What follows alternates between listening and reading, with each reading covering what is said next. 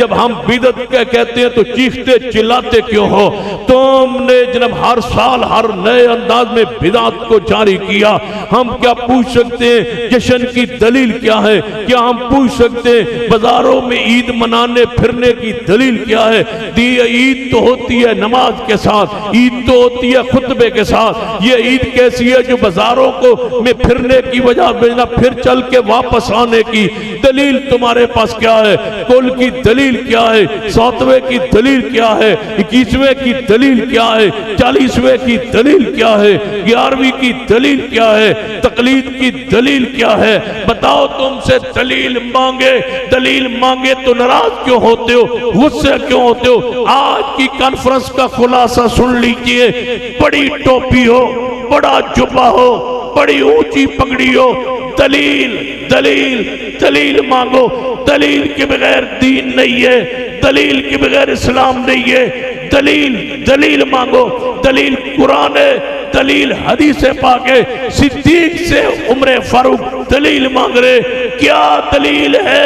کافروں سے صلح کرتے ہوئے مقتولین شہداء کی دیت لینے کی دلیل کیا ہے؟ صدیق نے فرمایا دلیل کوئی نہیں. سیدنا عمر نے فرمایا میں نہیں مانوں گا. صدیق نے دونوں سرداروں کو، قبیلوں کو، سرداروں کو بلا کے کہا ہمارے پاس دلیل کوئی نہیں، لہذا یہ شرط کاٹ دو، یہ شرط مٹا دو.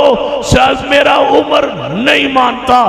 دونوں قبیلوں کے سردار اٹھ کے کہنے لگے شرائط ختم ہو گئی، کلمہ پڑھا کوئی محمد کا غلام بنا دو. دلیل مانگتے ہو، بڑے سے دلیل مانگتے ہو. یہ تمہارا اسلام ہے تو ہم اسلام قبول کرنے کے لیے تیار ہیں. دونوں قبائل مسلمان ہو گئے. دلیل آج بھی ہم آخری جملہ یہی آپ سے کہنا چاہتے ہیں، لے آؤ ہماری ساری کتابیں جو آج تک ہندوستان پاکستان میں آل الحدیث علماء نے لکھی ہے، وہ ساری کتابیں ہم سے حکومت مانگے، ہم حکومت کے حوالے کرتے ہیں. حکومت کو چاہیے علماء اہل حدیث کی ساری کتابیں علماء بریلویہ دیوبندیوں کے حوالے کریں کہ ان کے اندر جو کتاب و سنت کے خلاف ہے وہ نشاندہی کرو. یہ اہل حدیث کی کتابیں، ان میں جو کتاب و سنت کے خلاف ہے اس کی نشاندہی کرو.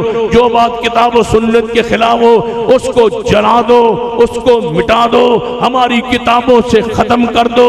ہمارا وہ بات نہیں ہے، ہماری وہ غلطی ہے، ہمارا مسلک نہیں ہے، کسی عالم کی خطا ہے، ہمارا مسلک نہیں ہے، ہمارا مسلک قرآن ہے، سنت ہے. جب ہماری کتابیں صاف ہو جائیں، ساری باتیں قرآن و سنت کے خلاف جو وہ کاٹ دی جائے، پھر علماء بریلویہ شیعہ دیوبندیہ کتابیں اہل حدیث علماء کے حوالے کی جائیں، ہم نشاندہی کرے اور ان باتوں کو مٹا دیا جائے، ان باتوں کو ختم کر دیا جائے جو کتاب و سنت کے خلاف ہے. اور اہل حدیثوں تمہیں مبارک ہو، جب کوئی اس طرح کا مقام آ گیا، تمہاری کتابیں کھنگال لی گئی اور ان کی کتابوں کو کھنگال لیا گیا، ساری باتیں کتاب و سنت کے خلاف کاٹ دی جائیں گی، تو پھر سارے مسلک دفن ہو جائیں گے.